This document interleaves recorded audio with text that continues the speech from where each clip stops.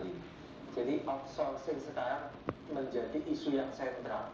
Kayak sudah paling utama yang dituntut itu kan penghapusan outsourcing. Outsourcing itu kan lembaga pihak ketiga. Di sini ada pekerja, ada pengusaha, di tengah itu ada outsourcing lembaga itu. Nah, pengusaha tidak mau buruh itu punya keterkaitan langsung pekerja itu dengan dia, maka dibutuhkan pihak ketiga. Nah, pihak ketiga tadi yang namanya lembaga outsourcing itu. Jadi yang menggaji, yang memberikan santunan segala macam insentif itu adalah pihak ketiga ini, outsourcing kan gitu. Nah, anehnya dia bekerja untuk perusahaan si A itu. Tetapi kalau ada kecelakaan kerja, kalau ada PHK segala macam, nuntutnya dia nanti ke pihak ketiga. Ini yang menurut saya dan menurut kalangan teman-teman serikat buruh, penghisapan di era yang sudah modern itu. Oke, dampaknya berarti bagi buruh dan perusahaan ini bagaimana? Kalau bagi pengusaha pasti menguntungkan karena di situ nggak ada pesangon segala macam. Jadi dia nggak punya. Contoh misalkan begini, hampir semua bank itu jasa keamanannya dia pakai outsourcing. Cleaning service-nya itu outsourcing. Bayangkan dia jaga bank A atau bank B misalkan gitu. Tapi kalau ada apa-apa, dia menerima gajinya, dia minta segala sesuatunya bukan sama bank itu, tapi kepada pihak ketiga. Ini kan lucu, kan itu loh. Andai kata itu diakui sebagai karyawannya bank A ini sebenarnya nggak ada masalah, tidak ada yang dirugikan bagi pihak bank itu, tapi bank tetap nggak mau. Dia pengen nggak ada sesuatu lah di kemudian hari sehingga segala sesuatu yang urusannya sama pihak ketiga. Contoh ada kecelakaan kerja misalnya, dia bukan kepada bank, tapi kepada pihak ketiga. Tenaga kerja outsourcing tadi Mas Nera. Apakah memang semua jenis pekerjaan tersebut tidak bisa menggunakan jasa outsourcing atau mungkin ada kluster-kluster tersebut? Jadi outsourcing ini sudah diputus oleh Mahkamah Konstitusi bahwa ini melanggar Undang-Undang Dasar. Jadi tidak boleh. Nah, di dalam Undang-Undang 13 tahun 2003, outsourcing itu diperbolehkan untuk pekerjaan waktu tertentu, ya kan? Artinya pekerjaan itu yang tidak simultan setiap tahun itu ada. Misalkan itu seperti? Ya kalau dalam pemborongan, misalkan dia bangun rumah itu kan tidak mungkin setiap tahun ada pekerjaan. Kalau tadi ada pabrik gula misalkan, pabrik gula itu 6 bulan dia bekerja, 6 bulan dia libur. Mungkin seperti itu yang dimaksud pekerjaan waktu tertentu kan itu.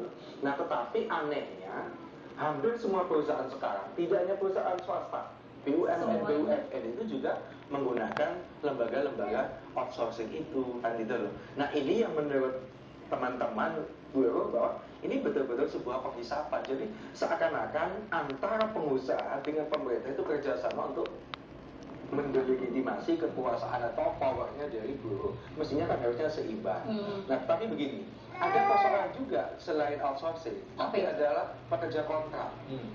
Jadi perusahaan itu setiap tahun melakukan kontrak, memperbarui kontrak terhadap pekerja itu. Ini juga sebenarnya nggak boleh. Kenapa nggak boleh? Karena begini, dalam peraturan menteri 3 bulan yang diperbolehkan kontrak itu 3 bulan di awal. 3 bulan di awal. Setelah itu? Ya, setelah itu harus pegawai tetap. Kenapa 3 bulan itu diperbolehkan? Asumsinya begini, perusahaan itu pengen melihat dia punya loyalitas tidak, dia punya kesungguhan tidak dalam bekerja kan gitu. Nah, kalau ternyata 1 bulan dia sudah neko-neko, ya kontraknya nggak diperpanjang nanti kan gitu. Tapi kalau setelah 3 bulan dia dianggap kualitasnya bagus, punya kesungguhan, maka ini harus diambil sebagai karyawan tetap. Nah, pelanggaran-pelanggaran ini banyak, tidak hanya 3 bulan, bertahun-tahun. Ada yang sudah 10 tahun bekerja, ya sistemnya masih tetap kontrak. Terus perusahaan yang melakukan tindakan seperti itu sanksinya apa sih? Sampai sekarang nggak ada. Nggak ada. Harusnya ada. Pasca putusan Mahkamah Konstitusi yang ramai itu kemarin, Menteri Tenaga Kerja Muhaimin Iskandar menyampaikan akan dikeluarkan peraturan menteri untuk meminimalisir. Nah, yang dimaksud meminimalisir sampai sekarang ini belum ada. Kan itu loh. Apakah misalkan begini, yang dimaksud pekerjaan waktu tertentu tadi itu diperbolehkan si A, si B. Nah, ketika melanggar perusahaan itu bisa ditutup. Nah, ini yang ditunggu. Sehingga supaya apa? Jutaan tenaga kerja kita ini betul-betul bisa dilindungi hak-haknya kan itu. Apalagi jangan sampai kayak tadi 2 bulan nggak digaji kan. Ya. Nah, jika kita melihat dari sudut pandang pemerintah sekarang, apakah pemerintah sendiri sudah bersikap optimal dalam memperjuangkan permintaan buruh dalam hal penghapusan outsourcing ini? Enggak. Kenapa enggak? Ya karena pemerintah mungkin tidak punya keberanian. Dia sangat posisinya dilematis. Di satu sisi dia takut sama pengusaha, di sisi yang lain dia nanti dianggap oleh buruh itu berpihak kepada pengusaha. Posisinya sangat dilematis. Tetapi bagi saya melihatnya begini, ini soal goodwill, soal keberanian, apakah pemerintah berani menghapus outsourcing itu. Kalaupun meminimalisir itu harus ada kerangka yang tegas, harus ada yang sanksi yang tegas bagi pengusaha-pengusaha yang nakal. Kalau tidak, maka jutaan pekerjanya akan dirugikan. Nah, kalau sudah jutaan pekerja dirugikan, maka itu kita bicara soal hak rakyat. Jadi outsourcing ini termasuk yang menyengsarakan para buruh ya? Oh iya, harus diakui seperti itu. Oke, masalah upah buruh di Indonesia ini termasuk yang murah ya dibandingkan negara lain, sehingga banyak orang yang menjadi PKW, TKI. Sebetulnya itu acuan untuk standar UMR itu bagaimana? Kan setiap tahun itu ada survei KHM ya, kebutuhan hidup minimum, segala macam, ada KHL. Nah, dari survei itu nanti akan diketemukan upah minimum yang layak itu berapa. Nah, ini kesepakatan antara serikat buruh, antara APindo, Asosiasi Pengusaha, dan di situ ada pemerintah. Pemerintah bagian menetapkan, dalam hal ini setiap para gubernur itu yang akan menetapkan. Nah, biasanya konflik itu muncul pada saat survei itu. Soal harga pokoknya, harga barang itu sekian, maka menjadi kebutuhan hidup minimum itu berapa. Ini mereka akan bertengkarnya di situ antara pengusaha dengan serikat-serikat buruh. Tetapi idealnya begini, ketika itu sudah digodok dan ditetapkan oleh gubernur, maka harus disepakati oleh semua pihak. Nah, sekarang ini kan kadang kita ini tidak percaya terhadap keputusan-keputusan pemerintah kan itu loh. Iya. Awalnya menerima, kalau sudah ditetapkan nanti ada ring 1 itu Surabaya, Sidoarjo, Gresik. Antara Surabaya dengan Gresik ini nggak sama. Itu terjadi gegeran, sehingga minta dirubah, harus ditetapkan Sidoarjo, Gresik ini harus sama. Karena mereka menganggap kebutuhan nasi, kebutuhan beras, gula antara Sidoarjo dengan Gresik nggak ada bedanya. Tapi kalau Surabaya dengan Jombang, Surabaya dengan Sumeneb pasti berbeda. Karena berbeda itu maka UMR-nya pasti nggak sama kan. Nah, kita melihat bahwa masalah perburuhan di Indonesia sangat kompleks, Mas. Dari sistem outsourcing, kemudian ada masalah kesejahteraan, kontrak juga. Apakah hal tersebut juga ditemui di negara-negara berkembang di luar selain Indonesia? Kalau di luar negeri, contoh di Eropa misalkan, serikat buruhnya ini kan lebih maju. Mereka lebih bisa menuntut hak-haknya itu tanpa ditunggangi lah dalam tanda petik oleh pihak-pihak kan itu. Saya mendambakan, pernah menyampaikan kepada teman-teman serikat buruh pada saat dialog May Day kemarin, saya pengen Indonesia itu pekerjanya nanti seperti Hong Kong, pekerjanya seperti Korea Selatan, seperti Prancis.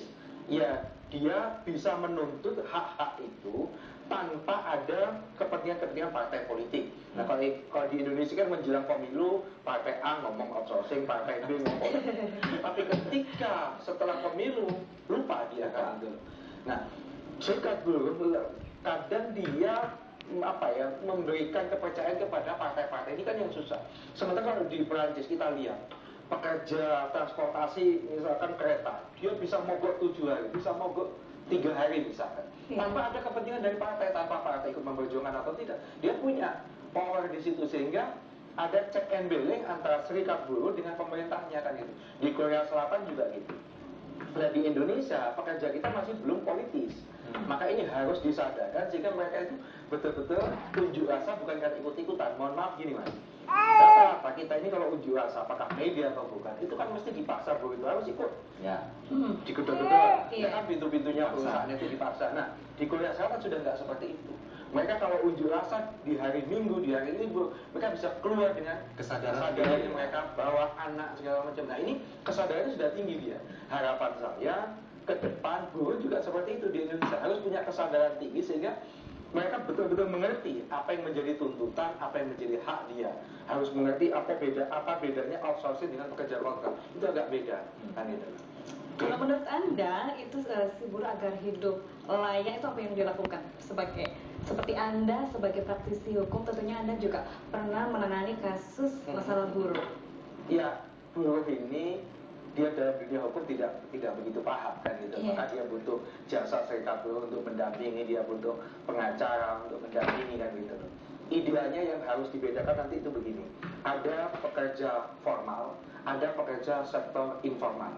Kalau pekerja formal itu banyak serikat buruh yang mengadvokasi dia, misalkan karyawan, perusahaan, tapi pekerja sektor non formal ini yang tidak ada pendampingan. Contoh sektor non formal ini seperti pegawai toko di PGS, Pasar Turi dan kawan-kawannya itu. Pekerja rumah tangga itu nggak ada yang mendampingi. Gaji tidak ada standar, ada yang 600, ada yang 700, ada yang 500, ada yang gajinya diutang. Seragam nggak kembalikan. Ini nggak ada yang damping-damping seperti ini. Ini menurut saya perlu ada yang advokasi harus ya, diadvokasi sehingga kita mampu membedakan mana buruh yang sektor formal dan mana Ya, informal. terima kasih Mas Soleh. Terima kasih Semoga memang atas masalah informasinya. perburuan ini tidak semakin rumit ke depannya seperti Ya, ya. ya. Terima kasih telah hadir di studio kami. Selamat sore. Selamat sore. Dan saudara, demikian